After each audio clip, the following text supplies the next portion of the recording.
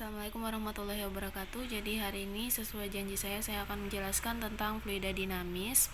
Ini yang kemarin saya sudah sharing ke kalian tentang materi fluida dinamis. Jadi saya akan jelaskan sedikit dengan soalnya. Ini adalah sifat-sifat dari fluida dinamis. Yang pertama ada tunak, kemudian tidak kompresibel, artinya dia tidak termapatkan, kemudian tak rasional, dia mengikuti garis ya. Kemudian tak kental. Nah, kita langsung ke sini. Debit. Jadi apa sih Bu maksud dari debit? Debit itu adalah banyaknya air yang keluar itu setiap satuan waktu. Jadi misalnya kita mengeluarkan air dari keran, nah volume air yang keluar dari keran tiap satuan waktu itu yang disebut dengan debit. Jadi semakin besar volume yang keluar tiap satuan waktu, semakin besar pula debitnya ya.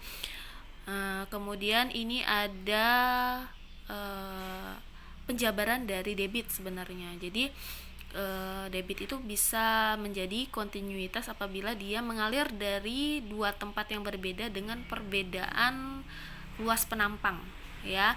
Jadi dia akan mengalami yang namanya asas kontinuitas, artinya dia memiliki yang namanya tekanan yang sama pada bidang tertentu saat dia mengalami jet alir yang sama ya.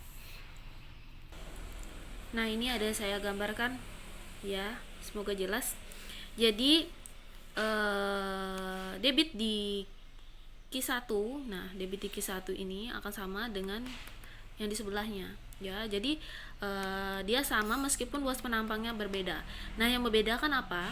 Kalau seandainya di A1 ini dia punya luas penampang yang lebih besar, otomatis kecepatannya akan kecil. Tapi kalau seandainya di sini dia punya luas penampang yang kecil, otomatis kecepatannya akan lebih cepat. Ini namanya asas kontinuitas atau persamaan dari kontinuitas. Nah, ini ada contoh soalnya. Semoga fokus. Nah, ini saya ambil dari soal UN tahun 2012. Suatu jet alir seperti gambar berikut, ada gambarnya ya. Jika luas penampang A1-nya sama dengan 8 cm², kemudian A2-nya 2 cm², dan laju jet cairnya di V2-nya adalah 2 meter per sekon, besar V1 adalah, nah berarti kita gunakan persamaan kontinuitas yang ini ya. Nah, yang ini. Oke. Nih, barusan saya menuliskan apa saja yang diketahui dan rumus dasarnya ya. Jadi yang diketahui tadi kan A1-nya 8 nih, cm. Kita tidak usah ubah ke dalam meter, sebenarnya sih dalam aturan fisika sebenarnya harus diubah, tapi nanti akhirnya satuannya bakalan dicoret. Jadi nggak apa-apa kalau seandainya tidak kita ubah ya, karena pada akhirnya nanti akan dicoret. Tapi sebenarnya yang lebih tepatnya harus diubah dulu ya.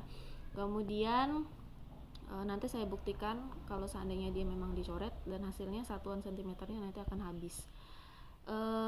A2-nya tidak fokus ya. A2-nya 2 cm², kemudian V2-nya 2 meter per sekon. Jadi yang ditanyakan adalah V1 ya. Kita masukkan aja langsung. A1-nya di sini 8 cm², kemudian di sini V1, kemudian di sini 2 cm² dikalikan dengan 2 meter per sekon. Nah, yang ditanyakan V1 nih, tinggal di sebelah kan. 2 cm² dibagi 8 cm² dikalikan 2 meter per sekon.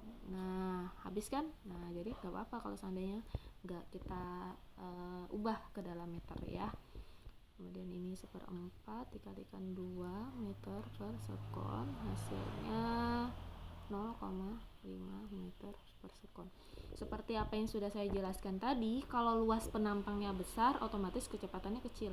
Kalau luas penampangnya kecil otomatis kecepatannya besar.